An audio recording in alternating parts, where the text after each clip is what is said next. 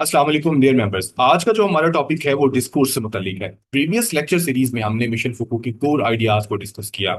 आज का जो हमारा इख्तितामी लेक्चर है उसमें हम डिस्कोर्स के बारे में डिस्कस करेंगे।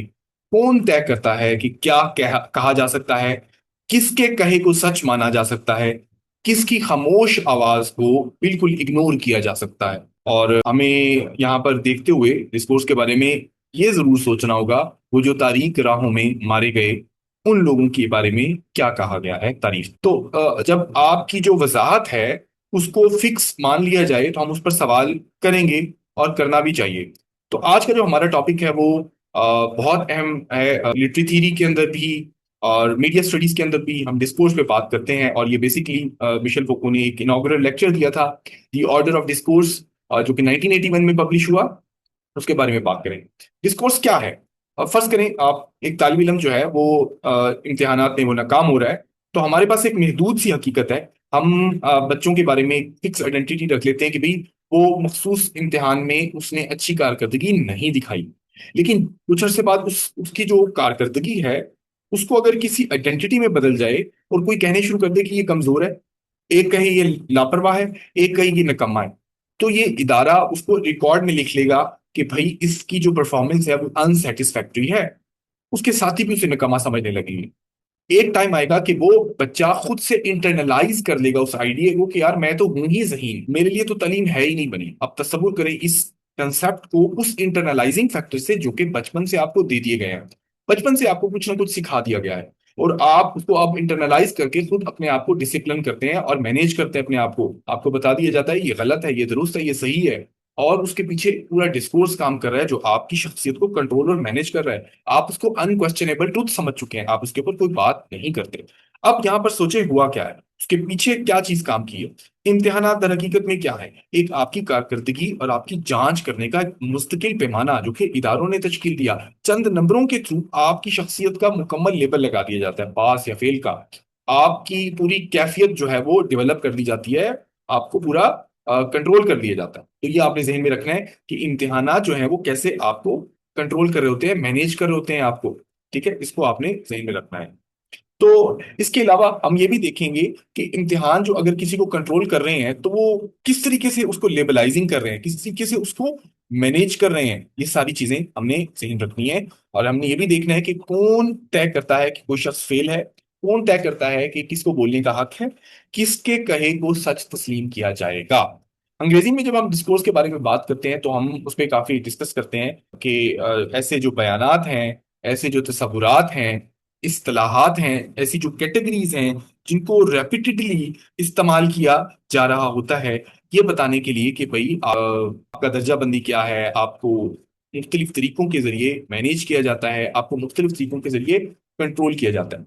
तो डिस्कोर्स मुराद आपकी बोलने वाले अल्फाज नहीं है, बल्कि वो कवायद भी शामिल हैं जो तय करती हैं कौन बोल सकता है, किसकी दलील काबिल कबूल होगी, कि वो कौन सा इदारा जो है उसको तस्दीक करेगा, किसकी बात को मुस्तनद माना जाएगा। अब मिसाल के देता हूँ, एक इलाके में स्याह रंगत वाले लोगों के लिए कोई कानून ही मौजूद नहीं। कानून सिर्फ शहरी तस्वुर करता है गोरी रंगत वाले लोगों को, और ये कानून पिछले 300 साल से राइज है, चले ज्यादा भी पुराना राइज है। तो अब तसव्वुर करें उस इलाके में स्याह रंगत वाले लोग अपने आप को इंटरनलाइज करने लग जाएंगे उस कानूनी कैफियत को कि भाई हम तो शहरी हैं ही नहीं, हमारी तो रंग, हम शहरी तो सिर्फ सफेद रंग वाले हैं। और तसव्वुर करें अगर उस तसव्वुर को किसी ना किसी रिलीजन या किसी न किसी सियासी डिस्कोर्स के साथ जोड़ दिया जाए और उसको कानूनी शक्ल दे दी जाए, तो क्या आने वाले सालों में स्याह रंगत वाले शहरी अपने हक और अपने के लिए खड़े हो सकेंगे। तो ये आपको सोचना जरूरी है। इसी तरह मेडिकल डिस्कोर्स भी, डॉक्टर्स जो है वो ये तय करते हैं पागल किसको कहना है, बेवकूफ किसको कहना है, उसके पीछे एक पूरा इल्म है। तो एक मेडिकल डिस्कोर्स के अंदर भी एक टर्म है जिसमें आपको तशखीस, आपकी आइडेंटिटी फिक्स कर ली जाती है। तो मिशेल फोको ये हमें आइडिया देते हैं कि ये इख्तियार किसके पास है कि कौन किसको तय करे कि कोई क्या है, किसके नॉलेज को फाइनल अथॉरिटी मानना जाएगा, उस पर सवाल करने की जरूरत है। ठीक है। इस शख्स की जो तकलीफ है, बेशक बेशक वो रियल हो, वो उसकी तकलीफ का हम इनकार नहीं कर सकते, लेकिन उसको लेबलाइज करने का भी हम सोचते हैं। याद रहे कि 1975 और 1974 के करीब एलजीबीटी को इबनॉर्मल कहा जाता था, लेकिन अब नहीं कहा जाता। अब इस सवाल के पीछे देखिए, एक पूरी मंतक थी, पूरा इल्म था जो कि उसको अब नॉर्मल तस्वुर करता था। आज वही इल्म उसको नॉर्मल तस्वुर कर रहा है। तो मजहबी और सियासी डिस्कोर्स इस तरह बदलता है, जब वो चैलेंज फेस करता है, नए एविडेंसेस फेस करता है, तो नई तशरीहात लेकर आता है, नए मसाइल के लिए नए जवाबात लेकर आता है। लेकिन मिशेल फोको ने उसके बारे में अपने इसी लेक्चर में कमेंट्री के बारे में एक्सप्लेन किया कि भाई अगर डिस्क्रिमिनेशन आएगी भी तो वो कमेंट्री के अंदर ही रहेगी, फिक्स रहेगी। तो मिशेल फोको इन अपने लेक्चर में इन अलामात के बारे में पूछते हैं कि भी इनकी तारीफ कौन करता है, तशखीस करने का हक किसके पास है, किस इदारे के पास, किसके पास है कैटेगरी तय करे, किस शख्स के पास है कि वो लोगों के बारे में राय कायम करे। यानी एक ही जुमला जब मुख्तलिफ अफराद के मुंह से निकलता है तो उसकी कैफियत और ताकत भी मुख्तलिफ हो सकती है। एक आम आदमी कहता है ये शख्स सही तौर पर ठीक नहीं है, ये एक राय है, लेकिन डॉक्टर जब कहेगा ये पागल है, वो अथॉरिटी बन जाएगी, वो एक नाकाबिले सवाल एक बात बन जाएगी। अब तसव्वुर करें इसी अथॉरिटी को आप सियासी या कानूनी मिसाल के साथ जोड़कर देखें कि एक समाज है, उसमें ये मान लिया गया है कि औरतों को विरासत नहीं देनी, औरतों के राइट्स आधे हैं, और वो सदियों से चला आ रहा है। तो तसव्वुर कर लें, जब कानून में राइट्स ही मौजूद नहीं है, उनको बोलने की उस तरह से आजादी नहीं है, उनको कंट्रोल कर लिया गया है किसी ना किसी रिलीजियस या पॉलिटिकल डिस्कोर्स के थ्रू, तो उसको नेचुरलाइज समझ लिया जाएगा, उन कवानीन को फितरी समझ लिया जाएगा। ये नहीं देखा जाएगा कि वो तारीखी मुहायदों की पैदावार हैं। ये सवाल नहीं किया जाएगा कि माजी में उनको तश्कील देने में किन लोगों का हाथ था, सियासी या मजहबी या पॉलिटिकल वगैरह। तो चीजों को बदलने के लिए आपको ये भी देखने की जरूरत है, जो कमजोर आवाजें हैं उनको भी सामने लेकर आने की जरूरत है। तो मिशेल फोको में बताते हैं कि जो डिस्कोर्स है वो न्यूट्रल नहीं है, वो कंट्रोल्ड है, वो मैनेज्ड है, उसको उसको ऑर्गेनाइज किया जाता है। तो इस अपने लेक्चर में द ऑर्डर ऑफ डिस्कोर्स के आगाज में ही वो एक बड़ी मशहूर बात करते हैं, मैं आपके सामने बताता हूँ। कहता है the production of discourse is once controlled, selected and organized and redistributed by a certain number of procedures। पूरे तस्वुर की बुनियाद है। हुकूक का मतलब यह है कि किसी माशरे में डिस्कोर्स आजादाना तौर पर नहीं रहता। माशरा उन हालात को मुनज़्ज़म करता है जिनमें लोग बोलते हैं, सुने जाते हैं। ये तय किया जाता है कि कौन से मौज़ूआत पर गुफ्तगू की जाएगी, कौन सा सवाल पूछा जाएगा, कौन सी जुबान काबिल कबूल है, किन अफराद को कहने बोलने का मुस्तनिद तौर पर हक हासिल है। अदालत की मिसाल ले लें, प्रेस कॉन्फ्रेंस की मिसाल ले लें, और स्कूलों की मिसाल ले लें कि किसको बोलने की इजाजत होती है, किसको कंट्रोल करने की मुकम्मल इजाजत होती है। तो ये चीजें आपने देखनी है। तो अदालत में भी जो जज है, वकील है, गवाह है, तमाशाई है, सारे मौजूद होते हैं। लेकिन आप देखें सबसे ज्यादा उसमें डोमिनेंट कौन रहता है? जज। हो सकता है ऑडियंस में बैठा हुआ एक शख्स बहुत अच्छे तरीके से मुकदमे में चीजों को समझ रहा हो, वो बाइसिस भी देख रहा हो, लेकिन वो उठकर कोई कमेंट्री नहीं कर सकता। He is not allowed to speak. तो वकील को भी कानूनी तरीकाकार पूरा करना है, इसी तरह जज भी एक इंस्टीट्यूशनल प्रोसीजर पूरी करता है। अदालत कंट्रोल करती है कौन तय करेगा, कौन बोलेगा, किस अंदाज में बोलेगा। यही काम हमारे इदारे भी करते हैं, हमारी यूनिवर्सिटीज भी करती हैं, हमारे मदरसे भी करते हैं, हमारे स्कूल्स भी करते हैं, कि आप इंडिपेंडेंट थिंकिंग को इनकरेज नहीं करते, डिस्करेज करते हैं। हो सकता है रिसर्चर का आइडिया बड़ा मुनफरिद हो, बड़ा अच्छा लिखा हो रिसर्च आर्टिकल, लेकिन उसको स्टैंडर्डाइज नॉलेज बनने के लिए फला जर्नल में शाया होने के लिए एक प्रोसेस से गुजरना पड़ेगा। उसको मुनासिब मेथोडोलॉजी, एविडेंस, फैक्ट्स डालने पड़ेंगे सारे, उसको रिव्यू करने की जरूरत पड़ेगी, पब्लिकेशन के लिए पैसे देने की जरूरत पड़ेगी। यानी सिर्फ आपका आइडिया मुनफरिद हो जाना या अहम हो जाना रिलीजियस या पॉलिटिकल डिस्कोर्स का पार्ट नहीं बन सकता जब तक उसको इदारे कबूल ना करें, इंस्टीट्यूशनल पावर कबूल ना करें। तो हमें फोको यहाँ पर ये बताते हैं कि किसी भी चीज की कबूलियत को देखने के लिए देखें कि किन हालात ने उन चीजों को कबूल किया, उसको इख्तियार दिया, उसको अथॉरिटी दी। ये चीजें हमें जहन की रखने की जरूरत है। इसके अलावा वो बात करते हैं प्रोहिबिशन की। प्रोहिबिशन की बात करते हुए कहते हैं कि डिस्कोर्स को कंट्रोल करने का सबसे जो वाज़ेह तरीका है वो है प्रोहिबिशन, यानी रोकना, ममानियत लगाना। यहां पर वो कहते हैं we do not have the right to say everything and not everyone has the right to speak of anything whatever. यानी इस इक्तबास का ये पहला पार्ट ये बताता है कि हम हर बात नहीं कह सकते, और अगला पार्ट ये बताता है कि हर शख्स को हर मौजू पर मुस्तनिद बोलने का हक भी नहीं है। कौन कितना बोलता है ये भी तय किया जाता है। तो नहीं, हर माशरे के कुछ मौजूआत हसास होते हैं, खतरनाक होते हैं, मुकद्दस होते हैं, शर्मनाक होते हैं, टैबू होते हैं, कुछ सियासी तौर पर नुकसानदेह होते हैं। आप सियासी तौर पर खुल्लम खुल्ला नहीं गुफ्तगू कर सकते। तो ये जो प्रोहिबिशन है, ये एक क्लियर कट सेंसरशिप के तौर पर नहीं आती। बाज़ औक़ात ये डर की वजह से आती है, इंटरनलाइज फेयर की वजह से आती है, मुआशरती दबाव होता है, पेशा वाराना नुकसान की वजह से भी आप अक्सर बहुत सारी बातें नहीं कह सकते। आप कॉलेज की स्टाफ मीटिंग में बहुत सारी बातें अवॉइड करेंगे, आपको पता है कि आपके कहने का नुकसान हो सकता है। एक जूनियर जो लेक्चरर है, वो आइडेंटिफाई कर लिया उससे कोई प्रॉब्लम, उसको उसका सोल्यूशन भी हो सकता है पता हो, लेकिन वो चुप रहता है क्योंकि उसे खदशा है कि वो अगर बोलेगा तो हुक्मरान या इदारे उसकी इस सवाल उठाने की कैफियत को बदतमीजी समझेंगे। किसी ने उसको रोक नहीं रखा हुआ, किसी ने उसके मुंह पर हाथ नहीं रखा हुआ, लेकिन इंटरनलाइज पावर ने इसको कंट्रोल कर लिया है, सीक्रेट पावर ने, जिसको हमने जॉन गेवेंटा के कंसेप्ट से बात की थी कि गेवेंटा ने एक हिडन डायमेंशन ऑफ पावर की बात की थी, खुफिया डायमेंशन जो लोगों को बगैर किसी ताकत के डंडे के कंट्रोल रखती है। इसी तरह मजहबी गुफ्तगू में भी ये सवाल बड़ा अहम है कि एक आम शख्स, एक खतीब, एक मुफ्ती या एक आलम एक ही किसी मजहबी मतन की तशरीह करें तो मुआशरा उन सबकी तशरीह को वजन नहीं देगा, बराबर नहीं देगा। लोग की तशरीह को नहीं देखेंगे, लोग क्वालिफिकेशन को देखेंगे, उसकी मसलक को देखेंगे, उसके इदारे को देखेंगे, देखेंगे वो कितना रिलायबल है, उसके कितने फॉलोअर्स हैं। इसी तरह तालिब इल्म जो है वो सियासत, मजहब, कौमियत या जिनसियत के मुतल्लिक कोई सवाल पूछेगा तो क्लास में उसे चुप करवाया जाएगा, उसके सवाल को इनहराफ समझा जाएगा। तो ये है प्रोहिबिशन। तो डिस्कोर्स इसको कंट्रोल करती है, मैनेज करती है। लोग आपको कहेंगे यार ऐसी बातें ना करो, यार चुप रहो, खामोश रहो, ये सही नहीं है, ये अच्छा मौका नहीं है, ये अच्छा फोरम नहीं है, मैं इस पे नहीं बात कर सकता। आप कौन होते हैं इस पे बात करने वाले, आपकी हैसियत क्या है। तो इस तरह से डोमिनेंट डिस्कोर्स कमजोर आवाजों को दबाने की भरपूर कोशिश करता है। ठीक है, इस तरह से फिर इंसान खुद से अपनी निगरानी शुरू कर देता है, खुद से अपने आप को कंट्रोल करता है।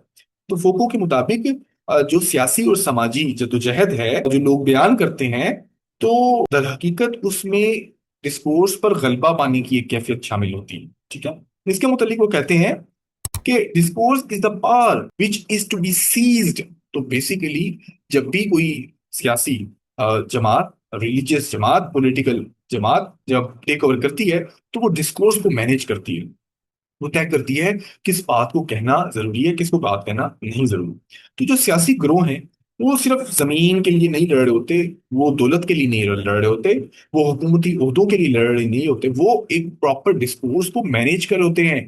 वो तशरीहात पैदा करने की भी कैफियत रखते हैं, वो नई डेफिनेशंस बनाने की, नए लाज बनाने की भी कैफियत रखते हैं। जिस चीज को आज आप दुरुस्त समझ रहे हैं, उसको वो अगले ही दिन गलत कहने की, बनाने की कानूनी हैसियत रखते हैं।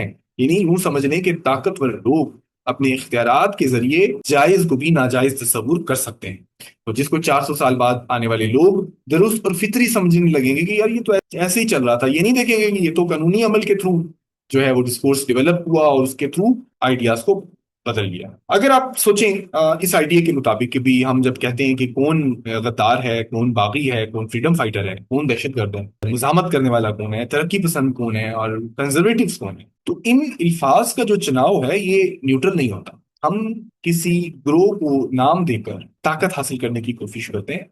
जो माजी की सल्तनत हैं, कॉलोनियल गवर्नमेंट्स थी, वो लोगों पे सिर्फ अपना डोमिनेंस नहीं दिखाती थी बल्कि उनको कैटेगरीज में डिवाइड करती थी। उसके लिए उन्होंने मर्दमशुमारी शुरू की, रिकॉर्ड को मैनेज किया, लोगों को जातों नस्लों में तकसीम किया और रिलीजियस कैटेगरीज में तकसीम की। आज आप रिलीजियस कैटेगरीज के थ्रू अपने फैक्ट्स भी बताने के लिए पाबंद हैं। तो यही कैटेगरीज फिर बाद में आपको कंट्रोल और मैनेज करने के लिए इस्तेमाल की जाती है। ठीक है, और इसके बाद मिशेल फोको बात करते हैं रीजन एंड मैडनेस के बारे में। रीजन और मैडनेस की तारीखी जो हिस्ट्री है, जो डिवीजन है, उसके बारे में वो बात करते हैं।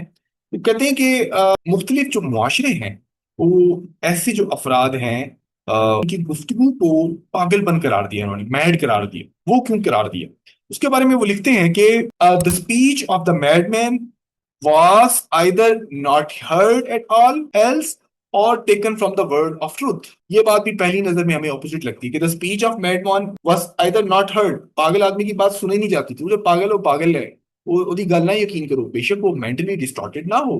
कहते हैं ना इसका दिमाग हिला हुआ है, या इस तरह की अक्सर बात कर रहे थे। तो पागल शख्स हो सकता है दुरुस्त बात कह रहा हो, लेकिन उस समाज उसको कबूल करने की कैफियत में ना हो। ठीक है।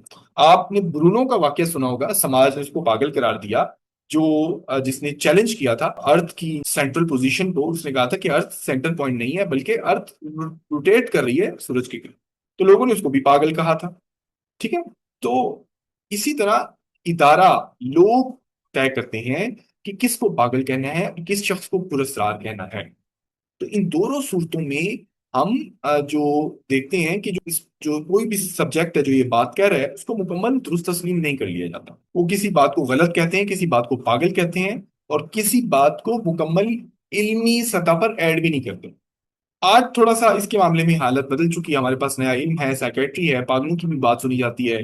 हम किसी के दावे को साइंटिफिक तौर पर भी देख सकते हैं। मरीज की जो गुफ्तगू है उसको भी मुख्तलिफ तरीकों से जांचा जा सकता है। तो आज जब कोई शख्स अपना हकीकी तजर्बा कोई बताता है, तो खानदान वाले उसे वहम भी कह सकते हैं, ओवर थिंकिंग भी कह सकते हैं, उसकी तशरीह भी कर सकते हैं, साइकेट्रिस्ट उसको पैरानोया भी कह सकता है। यानी इसका मतलब यह है कि आपके जो जाती तजर्बात हैं मुख्तलिफ सूरतों में मुख्तलिफ वजाहतें रखेंगे। अब वो क्यों मुख्तलिफ वजाहतें रख रहे हैं? आपने किसी चीज को महसूस किया तो मुख्तलिफ लोग उसको मुख्तलिफ तशबीह क्यों दे रहे हैं? इसका मतलब है मुख्तलिफ डिस्कोर्स में उसको मुख्तलिफ कैटेगरी तौर पर जान लिया गया है। अब आप ये फैसला नहीं करेंगे कौन सी तशरीह दुरुस्त है। आप ये फैसला करेंगे, पूछेंगे फोकू के मुताबिक कि तशरीह करने की अथॉरिटी किसके पास है, किसकी अथॉरिटी को मुस्तनद लोग मान रहे हैं। साइकेट्रिस्ट की जो तशरीह है वो ऑफिशियल डायग्नोसिस बन जाती है, वो आपकी इस मुलाजमत पर असरअंदाज हो सकती है। रिलीजियस डिस्कोर्स एक अलग अथॉरिटी रख सकती है। आपकी फैमिली का जो डिस्कोर्स है वो अलग आपको कंट्रोल कर सकता है। नेक्स्ट मिशेल फोको बात करते हैं विल टू ट्रुथ के मुतालिक कि सच को सच कौन बनाता है। ठीक है। सच को सच कौन बनाता है कि यानी डिस्कोर्स में जो एक्सपल्शन का एलिमेंट है, निकलने का, जिसको हम निकाल देते हैं कि भाई इनको नहीं माना जाएगा, इसको ऐड माना जाएगा। तो ये भी बड़ा एक ताकतवर निजाम है जिसको Michel Foucault will to truth कहते हैं कि नहीं, हर मुआशरा सच और झूठ के दरमियान फर्क करता है, लेकिन इस फर्क से हमें कोई प्रॉब्लम नहीं है। यकीनन सच को मानना चाहिए, सच झूठ से बेहतर है। लेकिन मिशेल फोको यहाँ पे पूछते हैं कि सच को सच कहने की कैफियत बनाने के पीछे कौन से इदारे काम कर रहे हैं? सियासी इदारे, मजहबी इदारे, इंस्टीट्यूशनल इदारे, कवानीन के इदारे, जो किसी कैफियत को सच और राइट बनाते हैं। ठीक है। तो इसमें तारीखी और इदारा जाती निज़ाम शामिल है जो तय करता है कि किस बात को अथॉरिटी और फाइनल समझ लिया जाएगा। आज भी जब हम अदालती फैसले समझते हैं तो उसमें हम किसी ना किसी कानून को देखते हुए कहते हैं कि भाई ये जो कानून है ये अथॉरिटी है। लेकिन चंद सालों बाद पता चल जाता है कि एक नई अदालत ने उस पुरानी अदालत के फैसले को कलादम करार दे दिया। इससे हमारा ये तो में आ जाता आइडिया कि सच कहने की कैफियत किन इदारों के पास है जो कंट्रोल करते हैं इन तमाम चीजों को। तो विल टू ट्रूथ के बारे में मिशेल फोको लिखते हैं, a system of exclusion, a historical modifiable and institutionally constraining system. यानी यहां पर आप इनके अल्फाज देखें।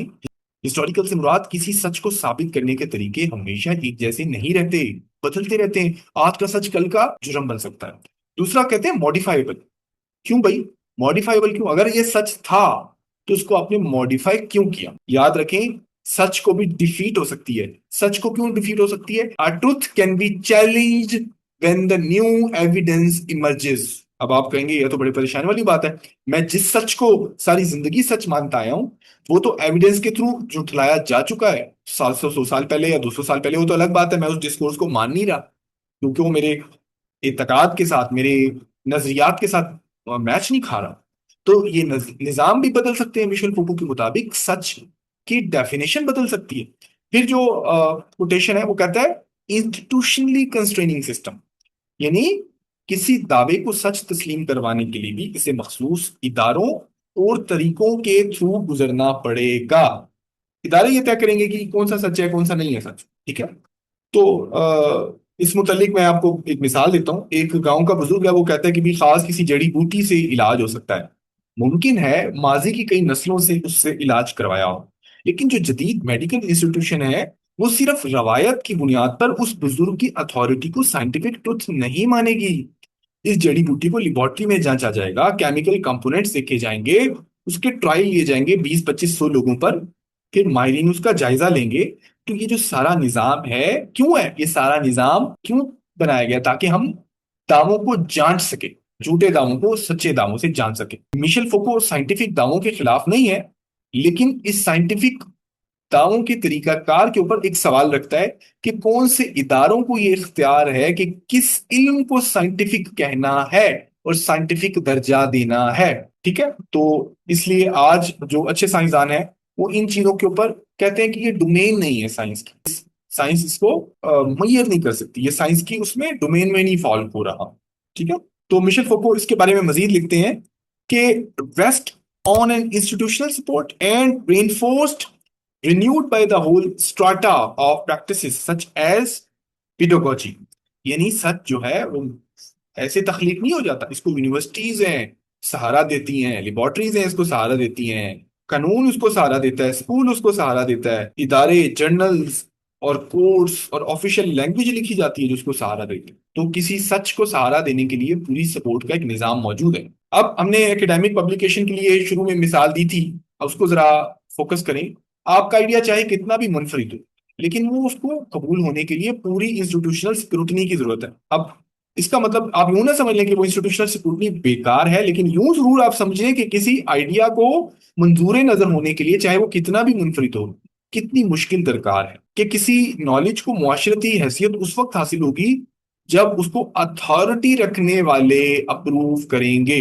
इसका मतलब यह है कि जिन लोगों की आवाज नहीं है उनके इख्तियारात तक पहुंचने के लिए कोई वैल्यू नहीं रही। एक वजीर ये तय करेगा कि 1000 लोग जो उसकी मिनिस्ट्री में काम कर रहे हैं उनके बारे में क्या राय रखनी है। सारा डिस्कोर्स उस वजीर की तकरीरों के ऊपर गिर्द घूमेगा, लेकिन वो जो 100,000 लोग हैं उनकी तो कोई राय वैल्यू नहीं रखेगी, चाहे वो जितना भी अच्छा आइडिया प्रेजेंट करें या अपनी आवाज सुनवाने की कोशिश करें। तो मजहबी या सियासी तारीख में भी आप ये सवाल कर सकते हैं, एक मजहबी या सियासी मतन हो, लीगल मतन हो, उसके लिए भी हम इंटरप्रिटेशन के लिए जो क्वालिफाइड लोग हैं उनकी बातों को हम अथॉरिटी समझते हैं, उनके इल्म को हम फाइनल समझते हैं। ये असूल ये तय करते हैं कि उस टेक्स्ट के ऊपर बोलने का इख्तियार किसके पास है। हालांकि इख्तियार तो सब लोगों के पास, हर क्वालिफाइड शख्स के पास होना चाहिए ना कि सिर्फ आप लोगों को उनकी शनाख्त की बुनियाद पर उनकी इंटरप्रिटेशन को नहीं मानेंगे। तो सियासत में हुकूमतें ऑफिशियल रिपोर्ट्स के थ्रू, कम्युनिकेशन के थ्रू एक स्टैंडर्डाइज्ड ट्रुथ पेश करती हैं, मीडिया के थ्रू मुखालिफ ग्रुप, ऑर्गेनाइजेशन या लोगों के जो कैफियत है उसको कंट्रोल करती है। तो हमें ये देखने की जरूरत है कि कोई भी ऑफिशियल स्टेटमेंट जो है उसको हम गलत नहीं कहेंगे, बल्कि हम ये देखेंगे कि किस को बोलने की आजादी नहीं दी गई, किसके पास सच कहने की अथॉरिटी मौजूद है और किसकी आवाज जो है वो कंट्रोल की गई है, मैनेज की गई है, ये हमें सोचना है। तो डिस्कोर्स सिर्फ बाहर से कंट्रोल करने का नाम नहीं है, लोग अपने आप पे भी डिस्कोर्स को मैनेज कर रहे होते हैं। ठीक है, तो इस जो निजाम के बाद हमें ये देखने की जरूरत है कि हम इंटरनली भी अपने आप को मैनेज कर रहे होते हैं। इंटरनली मैनेज के बारे में मिशेल फोको लिखते हैं कि internal procedures since discourses themselves exercise their own control। Internal procedures since discourses themselves exercise their own control, यानी हर इल्मी, मजहबी, कानूनी मैदान में कुछ ना कुछ असूल होते हैं। फोको इनको इंटरनल कंट्रोल्स के तौर पर बात करता है, जिसमें कमेंट्री है, ऑथर है और डिसिप्लिन है। जो इंटरनल कंट्रोल्स है, मैं फिर आपको बता रहा हूँ, कमेंट्री, ऑथर और डिसिप्लिन, तीनों, इन तीनों के बारे में बात करेंगे। कमेंट्री क्या है? कमेंट्री जो क्रिकेट मैच वाली कमेंट्री नहीं है, ये इंटरप्रिटेशन की कमेंट्री है कि मजहबी जो किताबें हैं, ये जो आइन है, कवानीन है, क्लासिकल लिटरेचर है, इनको पर इंटरप्रेट किया जाता है। लेकिन इंटरप्रेट करते वक्त नया आइडिया तो जनरेट होता है, लेकिन फिर भी आप असल मतन के साथ फिक्स रहते हैं। वो लिखते हैं, it allows us to say something other than the text itself, but on condition that it is the text itself which is said. यानी शेक्सपियर के हैमलेट को अगर हम साइको एनालिटिकल या फेमिनिस्ट पर्सपेक्टिव से पढ़ेंगे तो नई ताबीर बहुत मुमकिन है हम लेकर आए, लेकिन हम उसके किरदारों को, तशरीहात को या उसकी जो स्ट्रक्चर है उससे बाहर नहीं निकल सकते। यानी कमेंट्री नया आइडिया तो देती है, लेकिन उसी मतन के अंदर रहते हुए एक कदीम मजहबी मतन को भी जदीद बैंकिंग या टेक्नोलॉजी सिस्टम के साथ अलाइन करने के लिए भी आप इंटरप्रिटेशन तो कर सकते हैं, लेकिन आप असल मतन से बाहर नहीं निकल सकते। इसी तरह अदालत भी एक नई तशरीह कर सकती है, लेकिन उस नई तशरीह को काबिल दिफा बनाने के लिए वो असल मतन से बाहर नहीं निकल सकता।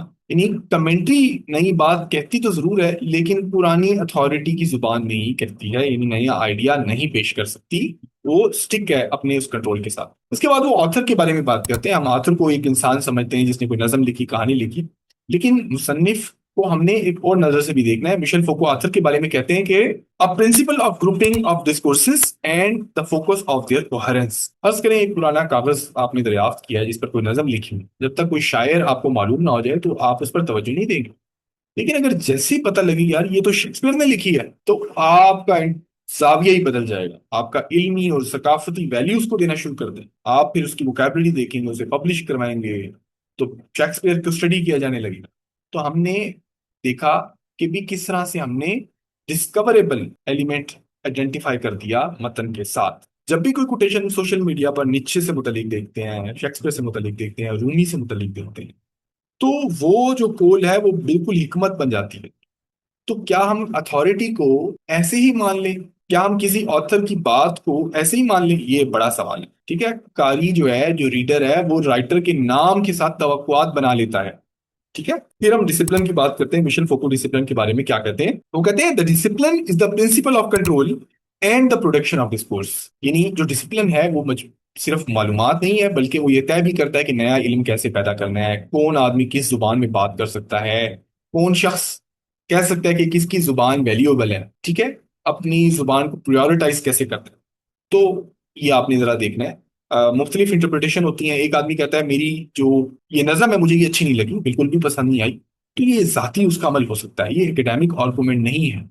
उसको एकेडमिक आर्गूमेंट देने के लिए एक ट्रेडिशन की बुनियाद पे रहते हुए बात करना पड़ेगी। तो इसका मतलब है डिसिप्लिन जो है वो क्या करेगा, नया इल्म पैदा करने में हेल्प तो करेगा, लेकिन तय करेगा कि ये इल्म है, कहलाई जाने के काबिल भी है या नहीं है।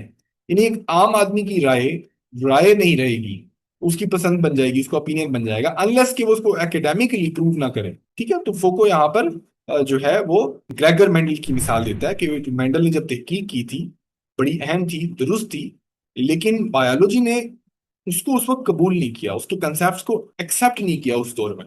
ठीक है, फोको मेंडल के बारे में लिखते हैं कि Mendel spoke the truth but he was not with in the true of the biological discourse of his time. Mendel ने सच बोला, लेकिन उस दौर का जो डिस्कोर्स है वो कबूल करने के लिए लागू ही नहीं था। तो मेंडल अपने दौर में सच कह रहा था, लेकिन जो इंस्टीट्यूशनल डिस्कोर्स है वो उसको मानने के लिए तैयार नहीं था। नहीं, किसी की स्टेटमेंट का दुरुस्त होना, उसके डिसिप्लिन के अंदर दुरुस्त हो जाना भी जरूरी है, तभी उसकी बात वैल्यूएबल होगी। तारीख में, माजी में बहुत सारे आइडियाज को गैर माकूल, बेवकूफाना कहा जाता रहा, लेकिन आज इन्हीं मैदानों में उन्हीं ने कंसेप्ट बदल दिए। इसका मतलब यह है कि माजी का जो हमारा तस्वुर था सच्चाई का मुतालिक, वो नए आइडियाज जब चैलेंज इनको करते हैं तो वो फिर बदल जाते हैं।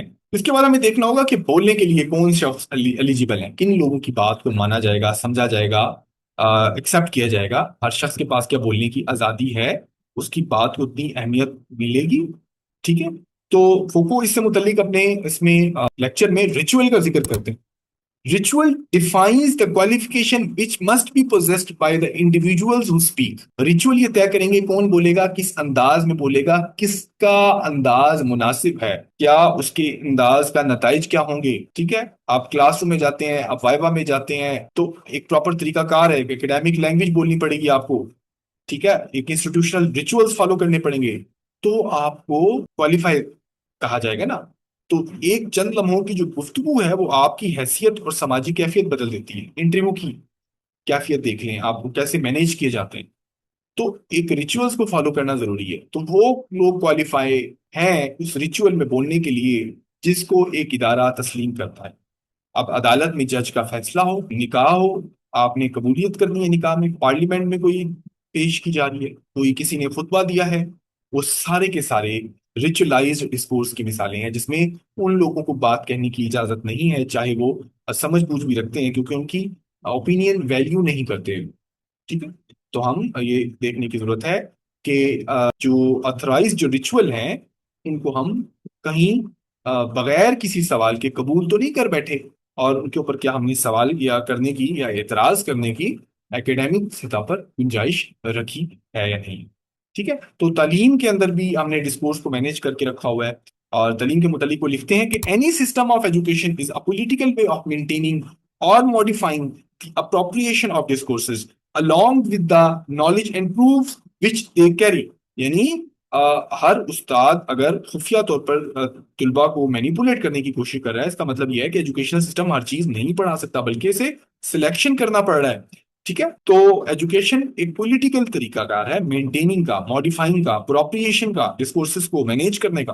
राइटर ये सिलेक्ट करता है, कोर्स ये सिलेक्ट करता है, टीचर ये सिलेक्ट करता है किस राइटर को पढ़ाना है, किस राइटर को नहीं पढ़ाना, कौन से राइटर को निकाल दो बाहर, कौन से मेथड को दुरुस्त कहना चाहिए। तो ये सारी चीजें हमें देखने की जरूरत है। तो इस सारे इल्म में हमने देखा कि इक्वालिटी नहीं है, मसावात नहीं है। अलबत्ता स्टूडेंट्स इन चीजों से बाहर हट के भी चीजें पढ़ रहे होते हैं, और कम्पिटिटिव एग्जाम्स में भी बैठ रहे होते हैं, सिलेबस को चैलेंज भी कर रहे होते हैं, और अपने आप को खुद एहतसाबी भी कर रहे होते हैं। तो ये सारी सारी चीजें हमें देखने की जरूरत है। ये नहीं कि हमने डिस्कोर्स को मान लिया हर तरफ से, डिस्कोर्स चैलेंज भी किया जा रहा होता है। ठीक है, डिस्कोर्स को एवेल्युएट भी किया जा रहा होता है। डिस्कोर्स कंट्रोल अगर मैनेजेबल है तो डिस्कोर्स के अंदर से मुखालिफ आवाजें भी उठने की आवाजें हैं। मिशेल फोको डिस्कोर्स को चैलेंज करने के लिए रिवर्सल का एलिमेंट देते हैं। रिवर्सल से मुराद ये है कि जिस चीज को आप कुदरती, लाजमी, फितरी, अबदी, हकीकी, अटली, आसमानी मान चुके हैं, अथॉरिटेटिव मान चुके हैं, उसके पीछे का महवर देखिए, सिलेक्शन का तरीकाकार देखिए। देखें कि उसने किन चीजों को एक्सक्लूड करके रखा और अपने आप को ताकत के थ्रू फाइनल डिक्लेयर कर रखा है। सिर्फ ये ना देखें कि लिटरेरी कैनन में सिर्फ हैरल्ड ब्लूम की क्रिटिसिज्म को मानना है हमने, और देखें और क्रिटिक्स क्या कह रहे हैं, बाकी लोग क्या कह रहे हैं। सिर्फ तारीफ करने वालों को मत सामने लेकर आए, काउंटर आर्गुमेंट्स लिखने वालों को भी।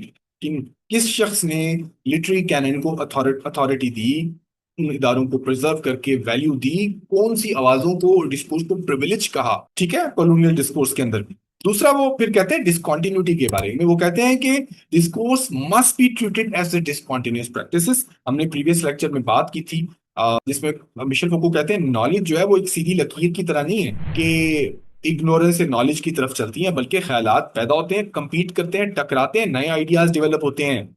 ठीक है, इसको लियोटार्ड ने भी चैलेंज किया था कि भी जो नॉलेज है वो स्ट्रेट लाइन के बजाय कंपीटिंग आइडियाज होना चाहिए, ताकि नए आइडियाज डेवलप हों। चाहे वो मैडनेस है, सेक्सुअलिटी है, उसके मुख्तलिफ मुख्तलिफ डिस्कोर्स रहे हैं। तो मौजूदा दौर में भी आपको ये देखने की जरूरत है कि हर तरह के डिस्कोर्स डेवलप हो रहे होते हैं। हमने ये भी देखना है कि जो स्पेसिफिसिटी है वो कैसे डिस्कोर्स में आ रही है। इसके बारे में मिशेल फोको कहते हैं violence which we do to things. इसका मतलब क्या है कि डिस्कोर्स हकीकत में जो कैटेगरीज हैं, डिविजन्स हैं, हमारे जो कंसेप्ट हैं, उनके बारे में फाइनल ऑर्डर जारी करता है, नाफिज कर देता है। उसको आपको देखने की जरूरत है। ठीक है, जैसे आप अक्सर सुनते हैं इलीगल इमिग्रेंट। अब इमिग्रेंट बेचारा 200 साल पहले अगर वहां पैदा होता तो आज वहां का शहरी होता, लेकिन आज एक कानून ने उसको इलीगल करार दे दिया। अनडॉक्यूमेंटेड इमिग्रेंट कहते हैं आप उसको कहते हैं रिफ्यूजी जैसे अल्फाज उसको देते हैं। तो देखिए कानून ने किस तरह से उनकी हैसियत को बदल दिया। सिर्फ फर्ज करें 1 साल मुल्क आजाद होने से पहले अगर वो शहरी वहीं मुकीम होता तो आज वहां का लीगल शहरी होता, लेकिन कवानीन ने ताकत के थ्रू उस शख्स की नई शनाख्त बना दी है। ठीक है, तो इन अल्फाजों को फितरी समझने के बजाय ये देखें कि इनको किस निज़ाम के थ्रू पैदा किया गया है, किस निज़ाम ने लोगों को रिफ्यूजी, बागी, गद्दार ऐसी कैटेगरीज में पैदा करके नई हकीकतें देने की कोशिश की है। ठीक है, अब हमने देखना है एक्सट्योरिटी के बारे में। एक्सट्योरिटी से मुराद ये है कि हम जब भी डिस्कोर्स का एनालिसिस करें तो हम मतन के अंदर छुपे हुए पहलुओं को सिर्फ फोकस ना करें, बल्कि हम डिस्कोर्स के एक्सटर्नल एलिमेंट भी देखें। उसके बारे में वो कहते हैं एक्सटर्नल कंडीशंस ऑफ पॉसिबिलिटी, उसकी तरफ भी जाना। कोई एजुकेशनल पॉलिसी आई तो आप देखें कौन उसको तैयार कर रहा है, किसकी आवाजों को वैल्यू नहीं दी गई, किसको मद्देनजर रखा गया, किसको इग्नोर किया गया। ठीक है, इसके नताइज किन लोगों पर हैं, फैसिलिटीज किन को दी गई है, किन को नहीं दी गई। तो ये आपको देखने की जरूरत है। तो फोको के इस डिस्कोर्स के कंसेप्ट को हम डिस्कोर्स एनालिसिस में, क्रिटिकल डिस्कोर्स एनालिसिस जो के साथ हम कैसे इसको जोड़ते हैं वो भी हमें देखते हैं। सीडीए किसी एक्चुअल टेक्स्ट को, डिस्कोर्स को देखती है, खबर को, किसी तकरीर को, किसी मतन को, कि किस शख्स को एक्टिव एजेंट बनाया गया, किसी को गायब भी कर दिया गया, किसकी वॉइसेस को दबा दिया गया, किसकी बात को कोट किया गया, किसकी बात को बकवास कहा गया, गैर मोतबर कहा गया। ये देखना आपने।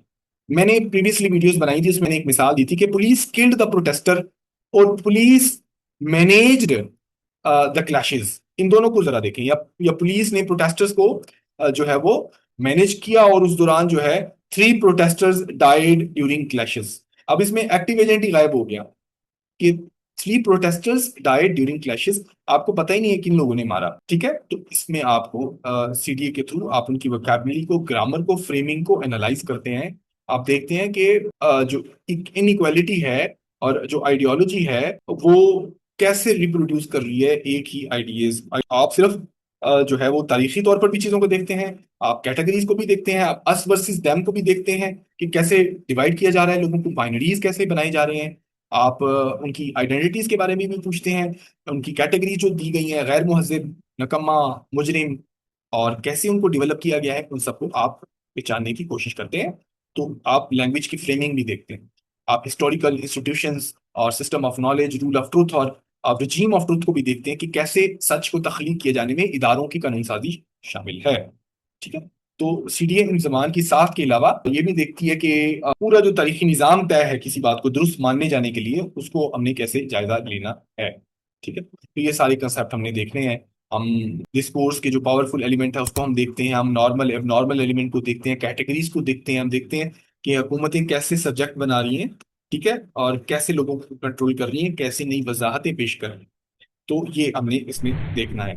तो अब मेरा आप लोगों से आखिरी सवाल ये होगा कि जब मुआशरा में कोई नाम या कोई कैटेगरी देता है तो क्या वो सिर्फ ये बताता है कि हम पहले से कौन है, वो या हमें सिखा भी होता है कि हमें कैसा बनना है, हम कैसे शहरी बनना चाहिए, कैसा हो जाओ। तो इस डिस्कोर्स के ऊपर सवाल करें जो आपको ये बताता है कि कैसे रहना है, कैसे सीखना है, कैसे जीना है, बजाय कि आप खुद से अपनी शनाख्त करें, प्रैक्टिसेस ऑफ द सेल्फ करें, डेवलप करें अपने आप को।